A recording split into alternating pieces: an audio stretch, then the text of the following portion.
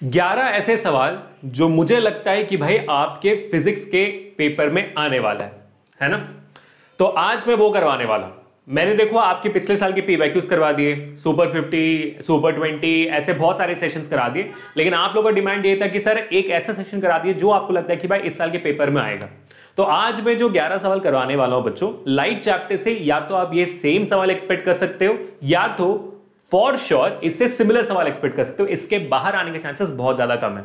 अगर आपको थोड़ा सा ही भरोसा है तो समझ लेना कि भाई आज इस सेशन में 20-25 मिनट्स के अंदर आपका पेपर लीक हो रहा है। ठीक है, रेडी, श्योर। चलो आगे बढ़ते हैं और फोड़ते सीधा मुद्दे पर आते हैं, ज्यादा वक्त बर्बाद नहीं करेंगे, सीधा सवाल आप नोट डाउन करना शुरू करो। आप देखना फिर आपके बोर्ड में कितने अच्छे मार्क्स आने वाले हैं। ठीक है, चलिए शुरुआत करते हैं। और अगर अच्छा लगे वीडियो तो make sure to hit the like button, share this video, subscribe to the channel, क्योंकि ऐसे धमाकेदार वीडियोस आपको इस चैनल में मिलेंगे जो हर दिन टीचर्स आकर आपके लिए मेहनत करते हैं। सिर्फ वो नहीं कि भाई आया एग्जामिनेशन से एक हफ्ते पहले 2 हफ्ते पहले सेशन लेना शुरू कर दिया, ऐसा कुछ भी नहीं है।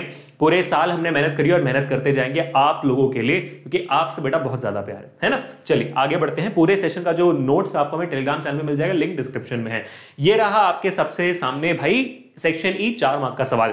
हाँ, ऑफ कोर्स की बात है, मैं आपको ऐसे ही कोई पेपर नहीं दे दूंगा, मैं आपको हर तरीके के सवाल बता रहा हूं जो आपको लाइट चैप्टर से आएंगे। वो केस बेस्ड क्वेश्चन भी, वो आपका 5 मार्क का सवाल भी, 3 मार्क के सवाल भी, 2 मार्क के सवाल भी, 1 मार्क के सवाल भी, सारे सवाल है। 11 सवाल है, आज फोड़ते हैं। ठीक है, चलो आ जाओ। सबसे पहला सवाल जो है मैं 4 मार्क का आपको बताना चाहता हूं कि कैसा आपके सामने आ सकता है। प्लीज ध्यान से देखिए, ये आपके सामने पैसेज और पैसेज आप देखोगे लेंस के ऊपर है। The lenses forms different types of images when object placed at different locations, when a ray is incident parallel to the principal axis, then after refraction it passes to the focus or appears to pass from the focus। यहां पर आप देखोगे convex lens का आपको यहां पर एक passage दे दिया गया है। इस पैसेज के ऊपर आपको कॉन्वेक्स लेंस या कॉनकेव मिरर या कोई भी टाइप ऑफ मिरर या लेंस के ऊपर आपको केस बेस्ड क्वेश्चन आ सकता है। ठीक है, तो उसमें भी अगर आप देखोगे तो सवाल कैसे आते हैं वो आपको दिखा देता हूं। ये रहा आपके सामने सबसे पहला सवाल। इन सवालों मैंने आपको ऑप्शंस दे दिया, लेकिन बोर्ड एग्जामिनेशन में आपको केस बेस्ड क्वेश्चंस में ऑप्शन नहीं मिलते हैं। बस आप लोग थोड़ा गेस कर पाओ, इस वजह से मैंने अभी आपको यहां पे ऑप्शंस दे दिया है। पहला सवाल, the location of image formed by The location of image formed by a convex lens when the object is placed at infinity is। अगर ऑब्जेक्ट इन्फिनिटी पे हो तो इमेज कहां बनेगी? इमेज एट फोकस बनेगी, ये हमें पता है। ठीक है, next, when the object is placed at the focus of concave lens the image formed is where। जब आपका ऑब्जेक्ट जो कॉनकेव लेंस के सामने होता है तब आपका इमेज हमेशा वर्चुअल, इरेक्ट और डिमिनिश्ड ही बनती है। तो आपका जवाब होगा यहां पर वर्चुअल एंड स्मॉलर, क्योंकि आपका इरेक्ट वाला ऑप्शन कहीं पे भी नहीं है। ठीक है, next, the size of the image formed by a convex lens when the object is placed at the focus of the convex lens. जब कॉन्वेक्स लेंस के फोकस पे ऑब्जेक्ट को रखा जाए तो इमेज बनती है इंफिनिटी पे और हाईली एनलार्ज बनती है, जहां अब यहां पर होगा highly magnified. Option number C है ना, जवाब दे दिया आपने। नेक्स्ट सवाल, when the object is placed at 2f in front of the convex lens the location of the image is. कहां पर बेटा लोकेशन कहां पर होगा? इमेज ऑब्जेक्ट 2f पे, तो इमेज भी आपका 2f पे ही होगा, लेकिन on the other side of the lens. Absolutely correct. ठीक है, नोट डाउन कर लिया सबने। तो ये 4 मार्क का एक सवाल था, तो ऐसे ही सवाल आप अपने 4 मार्क में एक्सपेक्ट करिए, तो सेम सवाल एक्सपेक्ट करिएगा। अब आगे बढ़ते हैं 5 मार्क के सवाल की तरफ, जिसका बेसब्री से आप लोग इंतजार हो, क्योंकि भाई इलेक्ट्रिसिटी और लाइट से ही 5 मार्क के सवाल ज्यादा देखे जाते हैं। केस बेस्ड क्वेश्चन में भी आपको इलेक्ट्रिसिटी या लाइट से ही आपको सवाल देखने को मिलेगा। पिछले साल भी ऐसे ही होता अगर आपने मेरा पीवाईक्यू का सेशन देखा हो तो। ठीक है, चलिए 5 मार्क का क्या सवाल रखा है मैंने। सबसे पहला, for a concave mirror explain the nature, position and size of the image formed when an object is placed. तो आप देखोगे सबसे पहला सवाल क्या है? डायग्राम बेस्ड क्वेश्चन है बेटा, बहुत इंपॉर्टेंट। प्लीज नोट डाउन करिए कि डायग्राम बेस्ड क्वेश्चन इंपॉर्टेंट है। जो आपका केस बेस्ड क्वेश्चन था उसमें मैंने डायग्राम बेस्ड क्वेश्चन दिया था, तो डायग्राम बेस्ड क्वेश्चन बहुत इंपॉर्टेंट है, सारे बच्चे नोट डाउन करेंगे। तो यहां पर आपको बोला गया कि भाई एक कॉनकेव मिरर है, कॉनकेव मिरर के डिफरेंट 3 पोजीशंस में हमने ऑब्जेक्ट को रखा है, इमेज कहां बन रहा है बताओ। ठीक है, तो चलो हम क्या करेंगे, सबसे पहले 3 कॉनकेव मिरर बनाएंगे, 1 2 3। ठीक है, और यहां पर हम डाल देंगे प्रिंसिपल एक्सिस सबके लिए, और फिर बना देंगे हम पोल, फोकस और centre of curvature. Pole, focus और सेंटर ऑफ कर्वेचर। ठीक है, बना दिया, आप सबने बना दिया। ठीक है, अब आपका सवाल क्या आ रहा है कि भाई सबसे पहला कि आपका ऑब्जेक्ट को सेंटर ऑफ कर्वेचर पे रखा गया है, at the centre of curvature. तो अगर ऑब्जेक्ट को सेंटर ऑफ कर्वेचर पे रखा जाता है तो आपकी जो इमेज होती है वो भी सेंटर ऑफ कर्वेचर पे बनती है, सेम साइज बनती है, real inverted same size image बनती है, रिस होता है यहां पर, है ना। जिनको याद है मेरे साथ पढ़ा हुआ आप लोगों ने, ठीक है। नेक्स्ट है between pole and the focus. अगर पोल और फोकस के बीच में ऑब्जेक्ट को रख दिया जाए तो मेरे बच्चों आप जानते हो कि ये एक लौता केस है जहां पर आपका कॉनकेव मिरर आपको एक वर्चुअल इरेक्ट और एनलार्ज्ड इमेज देता है, बाकी सारे केसेस में रियल इन्वर्टेड इमेज बनती है। Beyond the centre of curvature, अगर मैं सेंटर ऑफ कर्वेचर के पीछे रख दूं तो ये रह गई फोकस से, ये फोकस से निकली और देखोगे आप बिटवीन सी एंड एफ आपका इमेज बनता है और रियल इन्वर्टेड और डिमिनिश्ड रिड बनती है, ठीक है। तो ये तीनों डायग्राम्स के लिए आपको एक मार्क मिल जाएंगे, तो 3 मार्क का सवाल आपके सामने बन चुका है। नेक्स्ट सवाल क्या है? An object 4 cm high is placed at a distance of 20 cm from a concave mirror। तो प्लीज मेक श्योर करिए बेटा, नोट डाउन करना कि कॉनकेव मिरर के ऊपर न्यूमेरिकल बहुत इंपॉर्टेंट है, ठीक है। कॉन्वेक्स लेंस और कॉनकेव मिरर के ऊपर न्यूमेरिकल बहुत इंपॉर्टेंट है, आता है बोर्ड एग्जामिनेशन मल्टीपल टाइम्स। कुछ ही ऐसे साल होंगे जहां पर आपको कॉनकेव लेंस या कॉन्वेक्स मिरर के ऊपर न्यूमेरिकल मिला होगा। मेजरली सारे एग्जाम्स में आपको कॉनकेव मिरर और कॉन्वेक्स लेंस के ऊपर न्यूमेरिकल मिलती है। यहां पर मैंने एक डायग्राम बेस्ड क्वेश्चन के साथ इस कॉनकेव मिरर के न्यूमेरिकल को कंबाइन कर लिया। क्यों? क्योंकि डायग्राम बेस्ड क्वेश्चन भी कॉनकेव मिरर का है और ये न्यूमेरिकल भी कॉनकेव मिरर का है, दोनों साथ में जोड़ी अच्छी बैठती है और सीबीएसई ऐसे जोड़ी बनाकर देते हैं आपको कि अच्छा बच्चे को डायग्राम समझ में आता है तो फिर न्यूमेरिकल भी आता होगा, चलो न्यूमेरिकल भी करके दिखाओ कॉनकेव मिरर का, ऐसे, ठीक है। तो ऐसे मेंटालिटी से आगे बढ़ना है। यहां पर बोला गया an object 4 cm high is placed at a distance of 20 cm from a concave mirror और focal length 10 cm, calculate the position, nature and size of the image form. ये स्पेसिफिक सवाल मैंने इसलिए लिया हुआ है क्योंकि यहां पर आप देखोगे कि फोकल लेंथ आपका है 10 सेंटीमीटर लेकिन ऑब्जेक्ट है 20 सेंटीमीटर, यानी कि आपका ऑब्जेक्ट सेंटर ऑफ कर्वेचर पे ही रखा गया है। ऐसे जो न्यूमेरिकल होते हैं ज्यादातर आते हैं, ठीक है। चलो अब करके देख लेते हैं। 1/f is equal to 1/b plus 1/u आपका कॉनकेव मिरर या मिरर फॉर्मूला होता है जिसमें आपको इमेज निकालनी है, कैलकुलेट द पोजीशन, है ना। और यहीं से आप गैस कर सकते हो। कैसे गैस कर सकते हो भाई? ये देखो आपको सवाल में दिया हुआ है पोल, फोकस, सेंटर ऑफ कर्वेचर। बोला जा रहा है कि भाई फोकस जो आपका 10 पे है, अगर मेरा फोकस 10 पे है तो सेंटर ऑफ कर्वेचर 20 पे होगा, ठीक है, करेक्ट है। अब आपका जो ऑब्जेक्ट है वो भी 20 पे है, तो मेरा भाई इमेज कहां बनेगा? मेरा इमेज भी 20 पे ही बनेगा। तो जो मेरी इमेज डिस्टेंस आएगी उसकी वैल्यू 20 सेंटीमीटर आनी चाहिए, -20 आनी चाहिए क्योंकि ये कॉनकेव मिरर है। और साथ ही साथ नेचर क्या होगा? रियल होगा, इन्वर्टेड होगा, सेम साइज होगा, रिस होगा ना, जो अभी हमने यहां पर किया, करेक्ट है, बात समझ में आ गई। तो यहां पर हमें वैल्यू वही आनी चाहिए। इसको मैं वहां ले जाऊंगा तो -1/u हो जाएगा। 1/b is equal to 1/f। Focal length कितनी है बेटा? यहां पर फोकल लेंथ है यहां पर 10 सेंटीमीटर और कॉनकेव मिरर तो -10 लेंगे, -1/u, u कितनी है? 20 सेंटीमीटर, 20 लेंगे -20, ये माइनस प्लस हो जाएगा। तो 1/b कितना होगा? एलसीएम निकालोगे तो 20 - 10 आएगी, -10 × 20 आएगी, वैल्यू आ जाएगा यहाँ पे 1/b, 20 - 10 10 होता है, डिवाइड बाय -10 × 20।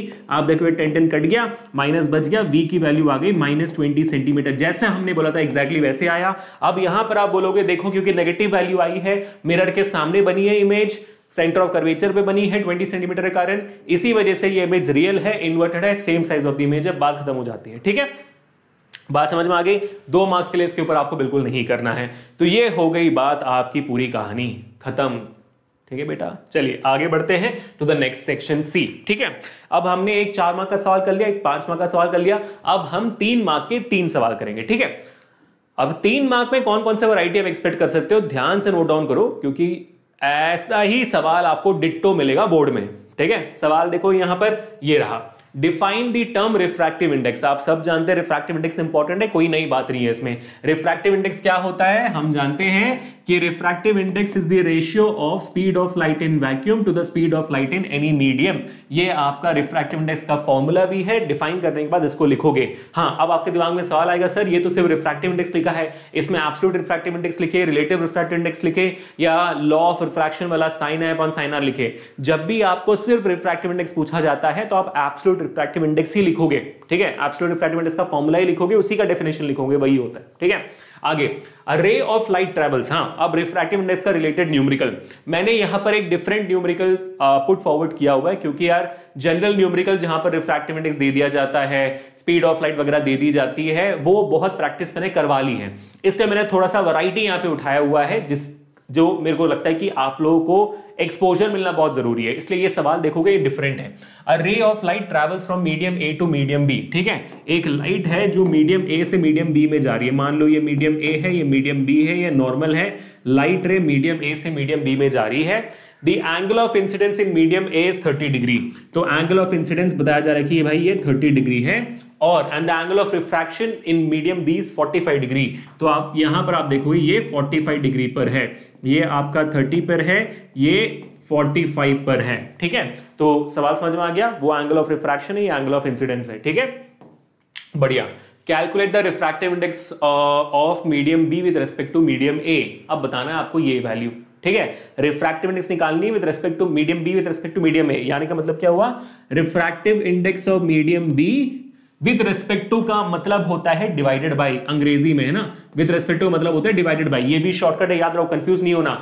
जब भी डिवाइडेड बाय लिखा रहे, मतलब विद रिस्पेक्ट टू लिखा रहे, उसका मतलब होता है डिवाइड करो, डिवाइडेड बाय। ठीक है, so refractive index of medium B with respect to medium A, ये पूछा गया। ये कैसे निकालोगे, इसकी डायरेक्ट वैल्यू होती है sin i upon sin r। समझ रहे हो, जो स्नेल्स लॉ ऑफ रिफ्रैक्शन होता है ना, sin i upon sin r is equal to refractive index n। वो एब्सोल्यूट रिफ्रैक्टिव इंडेक्स नहीं होती, बहुत दीदी भैया गलत सिखाते हैं, तो आपको याद रखना होगा, वो एब्सोल्यूट रिफ्रैक्टिव इंडेक्स कभी नहीं होती है। स्नेल्स लॉ ऑफ रिफ्रैक्शन में जो sin i upon sin r होता है, उसकी वैल्यू होती है relative refractive index n2 upon n1, जहां पर 2 यानी कि मीडियम 2, 1 यानी कि मीडियम 1, ये होती है एक्चुअल फॉर्मूला।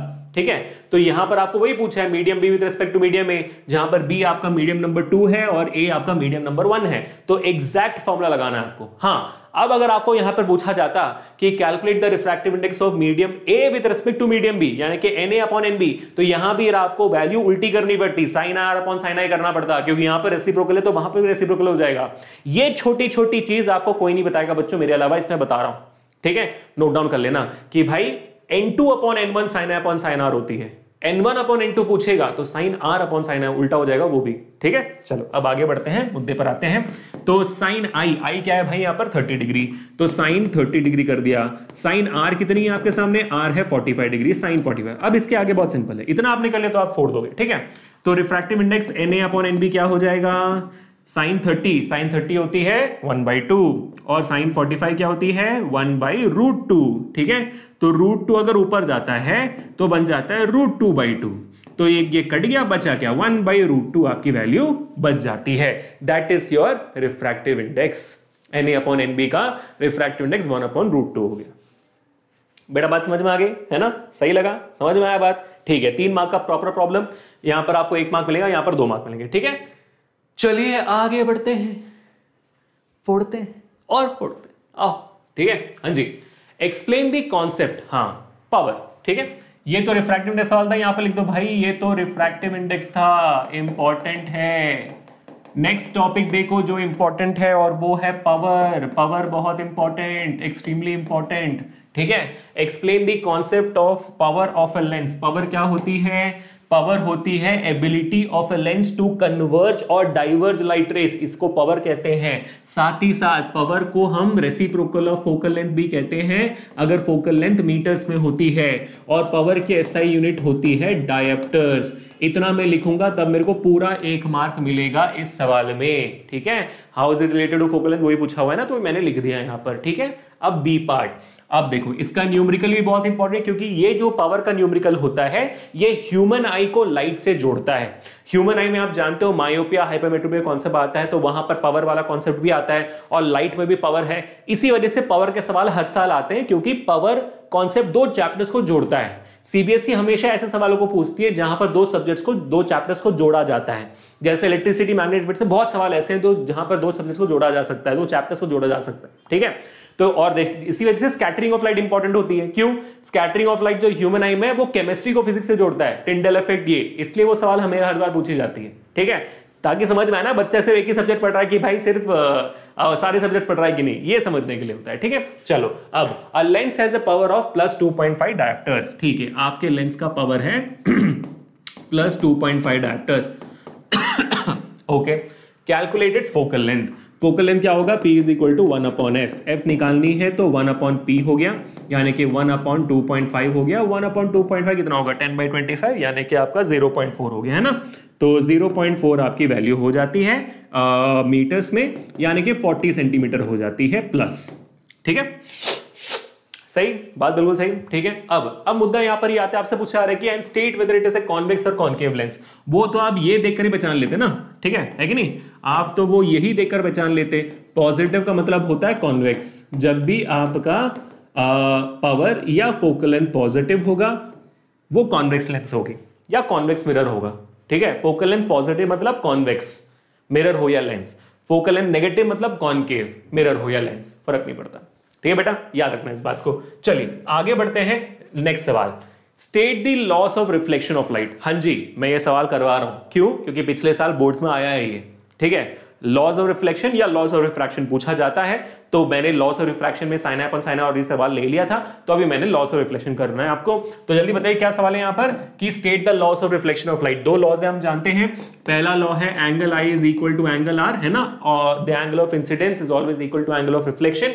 दूसरा हमारा लॉ है कि the incident ray, the reflected ray and the normal all lie on the same plane, all lie on the same plane. Correct है, बात सही, बोलो बल्ले बल्ले, ठीक है। ये जवाब सब जानते हैं, बहुत अच्छी बात है, ठीक है। तो ए हो गया। अब बी कर लेते हैं जल्दी से। बी क्या बोला जा रहा है? Differentiate between real and virtual images with suitable example. Real image और वर्चुअल इमेज के बीच में जो डिफरेंस है उसका एग्जांपल बताइए, ठीक है। Diagram based question, again in general एक बहुत ही इंपॉर्टेंट सवाल है ये। रियल इमेज और वर्चुअल इमेज के बीच में डिफरेंस क्या होता है? पहला डिफरेंस आप लिख सकते हो, बहुत सारे डिफरेंसेस हैं, मैं आपको एक करके बता देता हूं, है ना, इन जनरल एक करके बता देता हूं कि सबसे रियल इमेज और ये वर्चुअल इमेज। सबसे पहला, रियल इमेज में रिफ्लेक्टेड रेस और रिफ्लेक्शन की पर्सपेक्टिव बताना है आपको, ठीक है, यहां पर, क्योंकि यहां पर पहला सवाल रिफ्लेक्शन के ऊपर था, तो सेकंड स्टेटमेंट, सेकंड सवाल में रिफ्लेक्शन के बेसिस में आपको बताना है कि रियल इमेज कब बनती है, जब रिफ्लेक्टेड रेस अपने आप इंटरसेक्ट करे, ठीक है। When reflected rays intersect, तब रियल इमेज बनेगी, इंटरसेक्ट। एंड वर्चुअल इमेज में क्या होता है? Reflected rays appear to intersect होगा। क्या होगा? Appear to intersect. ये एक्चुअली इंटरसेक्ट नहीं करेंगे ना, ये मिरर के पीछे हम इसे प्रोजेक्ट बैक करेंगे तब इंटरसेक्ट करेगी, जैसे कॉन्वेक्स मिरर में होता है। तो ये हो गया पहला। दूसरा, रियल इमेज बनेगी इन front of the mirror, in front of the mirror, ठीक है। और आपका वर्चुअल इमेज बिहाइंड बनेगा, है ना, पीछे बनेगी, ठीक है। अब इतना लिख दो कि आपको पूरे मार्क्स मिल जाएंगे, ठीक है, कोई इशू नहीं है। अब आप एग्जांपल दे दो, विद सुटेबल एग्जांपल दे दो यहां पर। तीसरा, ठीक है, आप एग्जांपल दो, कॉनकेव मिरर कोई भी रे डायग्राम बता दो, है ना। When the object is beyond C for a concave mirror, बता दो आप, एग्जांपल बता दें आपने, बात खत्म हो गई, ठीक है। और यहां पर आप कॉन्वेक्स मिरर का बता दो, कोई भी डायग्राम ले लो कॉन्वेक्स मिरर का, वो तो आपको वर्चुअल इमेज देगा, प्लेन मिरर का वर्चुअल इमेज देगा, बिल्कुल सही बात, ठीक है, बात खत्म कर दो। एक और डिफरेंस क्या हो सकता है, चौथा एक और बता सकता हूं मैं आपको, all real images are inverted, ठीक है, and all virtual images are erect, बात खत्म हो गई। इतने सारे ऑप्शंस आपको, इसमें से दो लिखना आपको, ठीक है। 3 मार्क का सवाल है, पहला 1 मार्क आपको ऊपर मिल गया, यहां पर 2 मार्क, 2 सवाल 2 पॉइंट से 3 पॉइंट्स लिख दो, ठीक है, बढ़िया। चलो बेटा, तो इसी के साथ बच्चों हमारे 3 मार्क के सवाल खत्म हो चुके हैं, 3। आई होप कि आपको रिलेटेबल लगा होगा कि भाई हाँ, ये मैंने तो भाई हर पीवाईक्यू में देखा हुआ है, मोस्ट एक्सपेक्टेड क्वेश्चन में देखा हुआ है कि नहीं, ठीक है। अब हम 2 मार्क के सवाल करेंगे। अब 2 मार्क के जो सवाल हैं ये भी एक्सट्रीमली इंपॉर्टेंट है, प्लीज मेक श्योर कि आप नोट डाउन कर रहे हो। 3 सवाल करेंगे 2 मार्क्स के, ठीक है। चलो आ जाओ बेटा, सबसे पहला सवाल आपके सामने। अच्छा, 2 मार्क के सवाल में पहले पहुंचने से पहले ये आप देख रहे हो मोस्ट एक्सपेक्टेड क्वेश्चंस में 11 करा रहा हूं। ऐसे फिजिक्स के मैंने 100 बनाए हुए हैं, वैसे केमिस्ट्री के 100 हैं, बायो के 100 हैं, एसएसटी इंग्लिश के 100 हैं, और साथ ही साथ हिंदी के भी और सीए आईटी के भी 100 हैं, जो सब्जेक्ट्स में कोई हेल्प नहीं करते आपकी ना। तो ऐसे कुल मिलाकर बच्चों 800 सवाल हैं जो आपका इंतजार कर रहे हैं। किस चीज का? 800 सवाल आपका इंतजार कर रहे हैं, आप आइए और प्रैक्टिस करके ले जाइए, ठीक है। और ये जो पूरा 800 सवाल है, इसमें मोस्ट एक्सपेक्टेड क्वेश्चंस भी है, पिछले 10-15 साल के पीवाईक्यूज भी हैं, और क्या बताऊं मैं भाई साहब, ओहो क्या बताऊं, जो आपके सारे रेफरेंस बुक्स है ना, उन सब के भी छान कर हमने एक्सपेक्टेड क्वेश्चंस निकाल दिए हैं, विद सॉल्यूशंस है, विद कॉम्पिटेंसी क्वेश्चंस है। और इसका लिंक जो है डिस्क्रिप्शन में, जाइए लिंक पे क्लिक करिए, अभी के अभी सिर्फ और सिर्फ 49 रुपीज में ले जाइए, यानी कि एक प्लेट पानीपुरी के पैसे में बेटा आपको 800 सवाल मिल रहे हैं, मोस्ट एक्सपेक्टेड क्वेश्चंस। क्यों छोड़ रहे हो, जाओ ले जाओ, ठीक है, बढ़िया। चलिए अब आगे बढ़ते हैं, सीधा मुद्दे पर आते हैं हमारे 2 मार्क के सवालों पे। Describe the use of concave mirrors in solar furnace. Yes, ये मेरे को लिखवाना था आपको। यूजेस ऑफ मिरर्स के बेसिस में आपको सवाल आते हैं बोर्ड एग्जामिनेशंस में, इस साल भी आपको आएंगे, ठीक है। बाद में आप थैंक यू बोलोगे मुझे कि अच्छा सर आपने अच्छा हो गया बता दिया था कॉनकेव मिरर कॉन्वेक्स मिरर के यूजेस, है ना। तो ये इंपॉर्टेंट सवाल है। Describe the use of concave mirrors in solar furnaces. Solar furnace में कैसे कॉनकेव मिरर इस्तेमाल करते हैं, ये सामने जल्दी से आप मान लो एक मैंने सोलर फर्नेस बना दिया, ठीक है, जल्दी से बना देता हूं सोलर फर्नेस। ये क्या है, ये कॉनकेव रिफ्लेक्टर है, ठीक है। ये क्या है, ये कॉनकेव रिफ्लेक्टर है,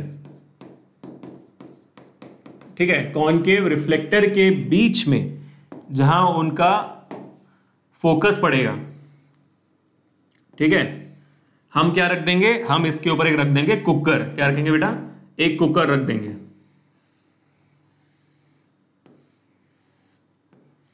ठीक है, कुकर रख देंगे। क्यों रखेंगे कुकर भाई साहब, क्योंकि जब दूर से रोशनी आएगी, जब सन के रेज आएंगे ऐसे कॉनकेव रिफ्लेक्टर पे, ठीक है, ऐसे जब रेज आएंगे तो हमारा कॉनकेव रिफ्लेक्टर क्या करेगा भाई, रेज आ रही है सूरज से, कहां से, सूरज से कहां से भाई, इंफिनिटी से आ रही है। तो सारी की सारी रेस कॉनकेव मिरर पढ़ने के बाद क्या कर जाती हैं, कन्वर्ज करती हैं एट द फोकस, जब रेस पैरेलल होती है ना। तो रेस पैरेलल आ रही है और फोकस पे कन्वर्ज करेगी। और फोकस पे हमने क्या रखा हुआ है, फोकस पे हमने क्या रखा हुआ है, फोकस पे हमने रखा हुआ है आपका कुकर। तो जैसे रोशनी कन्वर्ज हो रही है वैसे ही आपका जो हीट है, उस रोशनी के अंदर जो हीट है वो भी कन्वर्ज करेगा। जैसे आप पेपर जलाते हो वैसे ही कुकर भी गर्म होना शुरू होगी और आपके अंदर खाना पकना शुरू हो जाएगा। ऐसा काम करता है आपका सोलर फर्नेस या सोलर कुकर, ठीक है। बात खत्म हो गया। डायग्राम साथ बनाओगे पूरे मार्क्स ले जाओगे आप। चलो बहुत बढ़िया, इस पॉइंट को मैं फोकस करके लिख भी दूंगा। ओके, नेक्स्ट सवाल। कॉन्वेक्स लेंस, मैंने बताया था आपको कॉनकेव मिरर का न्यूमेरिकल इंपॉर्टेंट है, वैसे ही कॉन्वेक्स लेंस का भी न्यूमेरिकल इंपॉर्टेंट है। Convex lens has a focal length of 15 centimetre, convex lens दिया हुआ है 15 सेंटीमीटर का फोकस, तो पॉजिटिव ही होगा, कॉन्वेक्स है। An object is placed at a distance of 10 centimeter, तो object distance 10 centimeter minus 10। Calculate the position and nature of the image formed using the lens formula. देखो यहां पर आप देखकर समझ जाओगे भाई कौन सा रे डायग्राम है। यहां पर अगर आप नहीं समझे हो तो बेटा आप बुड़बक हो मजाक कर रहा हूं, देखो ध्यान से, ठीक है। आप देख पाओगे ना फोकल लेंथ से कम पे है आपका ऑब्जेक्ट, तो कहां होना चाहिए, ये ऑप्टिकल सेंटर, ये f1, ये 2f1 है, ये f2 है, ये 2f2 है, ठीक है बेटा। अब यहां पर आपका फोकल लेंथ 15 पे है, ये 15 पे है तो ये 30 पे होगा, वैसे ये 15 पे है तो ये 30 पे होगा। अब देखो ध्यान से, आपका ऑब्जेक्ट कहां रखा हुआ है, ऑब्जेक्ट रखा हुआ है 10 पे, ऑब्जेक्ट कहां रखा हुआ है 10 पे, फोकस के सामने। तो इमेज कहां बनेगी, on the same side of the object virtual image बनेगी। कॉन्वेक्स लेंस का 6th रे डायग्राम है ना। तो ये रे गई पैरेलल, f2 से निकलेगी, ठीक है। दूसरी रे आप देखोगे ऑप्टिकल सेंटर के थ्रू निकलेगी, दोनों डाइवर्ज हो रहे हैं। तो इसको मैं पीछे प्रोजेक्ट बैक करूंगा तो देखो यहां पर इंटरसेक्शन होगी और आपका इमेज यहां पर बनेगा। तो यहां पर मुझे क्या समझ में आता है, डायग्राम मैंने बना लिया, डायग्राम से मेरा आधा जवाब मुझे मिल चुका है कि भाई आपकी जो v की वैल्यू है वो नेगेटिव आएगी। और क्या पूछा है, हाँ, और पोजीशन एंड नेचर, नेचर तो समझ में आ गया मुझे, ये वर्चुअल इमेज है ना, वर्चुअल है, इरेक्ट है, पहले ही पता है, डायग्राम बना के समझ में आ गया। तो आधा जवाब मिल चुका है। और मेरी जो v की वैल्यू होगी वो ऑफकोर्स u से ज्यादा होगी, क्योंकि u के पीछे ऑब्जेक्ट के पीछे बना हुआ है तो 10 से ज्यादा होगी। इतनी वैल्यू मुझे पता चल जाती है सिर्फ डायग्राम बनाने से। इसको मैं कहता हूं verification method by Abhishek sir. VMOP chat में स्पैम हो जाना चाहिए। जब भी आपको कॉन्वेक्स लेंस और कॉनकेव मिरर के ऐसे न्यूमेरिकल्स आएंगे आप डायग्राम बनाकर देख लेना, जवाब आपके सामने होगा, वेरीफाई कर लोगे आप एकदम, ठीक है। चलो अब इसको जल्दी से हम सॉल्व करते हैं। तो लेंस फॉर्मूला का इस्तेमाल करेंगे, 1/f is equal to 1/v minus 1/u। मुझे निकालना क्या है 1/v, तो 1/f प्लस 1/u, ठीक है। तो 1/v will be equal to 1 focal length 15 है प्लस माइनस 10 है, एलसीएम निकालेंगे दोबारा हम यहाँ पर, तो -10 प्लस 15 हो गया डिवाइडेड बाई -10 इंटू 15। तो जवाब मुझे आ जाएगी 1/v is equal to 5 divide by -10 into 15। अब देखोगे 5 एक बार, 5 2 बार, तो मेरे पास v की वैल्यू कितनी आई है, v की वैल्यू आ गई है -30 सेंटीमीटर, ठीक है। तो आप देखोगे -b और 10 से ज्यादा भी है, एक्चुअली करेक्ट आंसर आ गया मुझे। अब इसमें मैं बोलूंगा क्योंकि v की वैल्यू नेगेटिव आई है, it means that the object the image is found on the same side of the object, hence it's a virtual erect image. बस बात खत्म हो जाएगी, 2 मार्क का सवाल, ठीक है, समझ में आ गया। ओके, अब Explain why the convex mirror is used as a rear view mirror in vehicles. Again, uses of convex mirror. What are its advantages over other types of mirrors? बहुत इंपॉर्टेंट सवाल। कॉन्वेक्स मिरर को हम क्यों इस्तेमाल करते हैं rear view mirror की तरह? क्योंकि बेटा इसमें है एक जादू, और वो जादू है क्या? अगर मान लो आप कॉन्वेक्स मिरर को यहां से देख रहे हैं, ठीक है, कॉन्वेक्स मिरर को यहां से आप देख रहे हो, तो क्या होगा? कॉन्वेक्स मिरर में क्योंकि उसका शेप ऐसा है, तो दूर से आने वाला जो भी व्यू होगा, है ना, इस पूरे क्षेत्र में जितने भी व्यू आपको आ रहे हैं, वो व्यू आपके आंखों तक पहुंचेंगे। वो सारा का सारा जो व्यू है आपके आंखों तक पहुंच जाएगा, सारा व्यू आपके आंखों तक आएगा। प्लेन मिरर होगा तो ये व्यूज निकल जाएंगे, कट जाएंगे आपका। कॉनकेव मिरर होगा तो ये कॉनकेव मिरर में क्या होगा? शेप तो उसका ऐसे होगा ना, शेप उसका ऐसे होगा, तो ये सब नहीं दिखेंगे आपको, सिर्फ और सिर्फ वो कन्वर्ज भी करेगा, तो आपके लिए ज्यादा जो व्यू है वो कम हो जाएगी। तो हम कॉन्वेक्स मिरर का इस्तेमाल क्यों करते हैं? क्योंकि उसके पास है वाइडर फील्ड ऑफ विजन। आप सबने ऑलरेडी मेरे को पता है चैट में स्पैम कर दिया होगा, है ना, वाइडर फील्ड ऑफ विजन, बहुत इंपॉर्टेंट। ठीक है, कर दिया नोट डाउन? परफेक्ट। चलो आगे बढ़ते हैं। एडवांटेजेस मैंने बता दिया, प्लेन मिरर में और कॉनकेव मिरर में ये वाइडर फील्ड नहीं होता है। ठीक है, हाँ जी। तो इसी के साथ हमने 2 मार्क के भी सवाल कंप्लीट कर लिए। अब 1 मार्क का सवाल जो आप एक्सपेक्ट करना, और फॉर श्योर यही सवाल आपके बोर्ड एग्जामिनेशन भी आएंगे, गारंटी है मेरी। एक सवाल तो मैंने भाई चुन के निकाला है, ठीक है, ध्यान से देखना। पहला सवाल, what is the magnification produce by a plane mirror? बहुत बार रिपीटेड है ये सवाल, बहुत बार आ भी चुका है। ये प्लेन मिरर के बदले आपको कॉनकेव मिरर का कोई भी एक रे डायग्राम के बेसिस पे पूछ सकता है ना, या तो आपसे पूछ सकता है कि भाई अगर आपका मैग्निफिकेशन +3 है, कैसे बना है आपका इमेज? तो ये मैंने अपने वन शॉट में पढ़ाया हुआ है लाइट का। इनफैक्ट मैंने हर चैप्टर का वन शॉट किया हुआ बच्चों, उसका पूरा प्लेलिस्ट डिस्क्रिप्शन में आपको मिल जाएगा, जाकर ले लीजिए। तो एक प्लेन मिरर का मैग्निफिकेशन क्या होता है? प्लेन मिरर कैसी टाइप ऑफ इमेज बनाती है? वर्चुअल बनाती है, तो आपकी मैग्निफिकेशन पॉजिटिव होगी। ठीक है, दूसरा, उसका इमेज का साइज आपके ऑब्जेक्ट के साइज से सेम होता है, तो इसी वजह से मैग्निफिकेशन +1 होगा, क्योंकि सेम साइज है ना। क्यों? देखो, magnification height of the image upon height of the object होती है। अगर ये 1 होगा तभी हाइट ऑफ द ऑब्जेक्ट वहां जाएगी, तब जाकर हाइट ऑफ द इमेज से इक्वल बनेगी। करेक्ट है, इसलिए मैग्निफिकेशन प्लेन मिरर का +1 होता है। ठीक है, चलो बहुत बढ़िया। नेक्स्ट सवाल, अब ये सेम सवाल आपको आ सकता है कि भाई प्लेन मिरर की फोकल लेंथ क्या होती है? इन्फिनिटी। वो भी बहुत कॉमन सवाल है, उसको भी ध्यान रखना। ठीक है, चलो।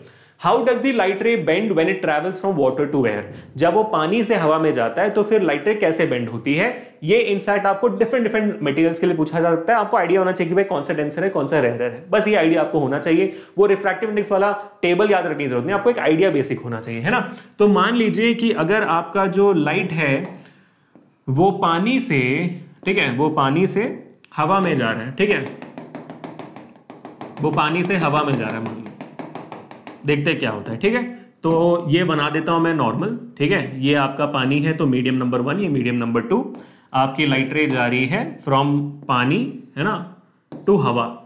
ठीक है, आपका जो पानी होगा ऑफ कोर्स ये एक डेंस मीडियम होगा, क्योंकि पानी तो हवा से डेंसर ही है, डेंसर मीडियम है, और ये आपका रेयर मीडियम है। और मैंने आपको क्या सिखाया हुआ है? मैंने आपको सिखाया हुआ है डॉक्टर अनवर, सिखाया हुआ ना मैंने आपको।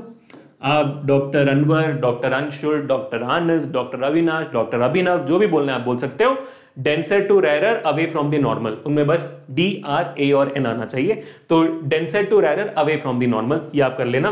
तो जब लाइट रे डेंस से रेयर मीडियम में जाती है, सीधी जाने के बदले नॉर्मल से दूर बेंड होती है। बस ये बना दोगे, आपको पूरा मार्क्स मिल जाएगा। ठीक है, मार्क कर देना कि भाई ये एंगल I है, ये आपका एंगल R है, और जब भी ऐसा होता है, हाँ, ये आपका एंगल R है, जब भी ऐसा होता है angle I is less than angle R। ये सवाल भी आपको आ सकता है कि जब लाइट रे पानी से हवा में जाती है तो angle I greater than angle R होता है, लेस देन होता है, इक्वल टू होता है, क्या होता है, वो भी पूछा जाता है। ठीक है, चलिए आखिरी सवाल आज का, define the principal focus of a concave mirror. ये भी बहुत बार आ चुका है, very a lot of times repeated question. मैं चाहता हूं कि इसको आप कैसे करोगे, एज अ होमवर्क करोगे आज के लिए, और इसका जवाब मुझे आप कमेंट सेक्शन में बताओगे। ठीक है बेटा, कितना वक्त लिया हमने, क्या बात है, 28 मिनट्स, या 30 मिनट्स के अंदर हमने हमारा सेशन कंप्लीट कर दिया, जैसे हमने प्लान किया था। ये 11 सबसे इंपॉर्टेंट सवाल बच्चों, देखना मैंने बहुत मेहनत करके इन 11 सवालों को चुना हुआ है। आई कैन गारंटी यू कि भाई मेरे साइड से ये सबसे एक्सपेक्टेड क्वेश्चंस हैं जो आपके बोर्ड एग्जामिनेशन में आपको मिलेंगे, फिजिक्स से, लाइट चैप्टर से। और अगर आपको ऐसा ही session electricity, human eye, magnetic effects के लिए भी चाहिए, इनफैक्ट बाकी सब्जेक्ट्स के लिए भी चाहिए, तो do let me know in the comment section. Spam कर देना बच्चों, इस वीडियो को शेयर करना सारे दोस्तों के साथ, व्हाट्सएप पे, इंस्टाग्राम पे, टेलीग्राम पे।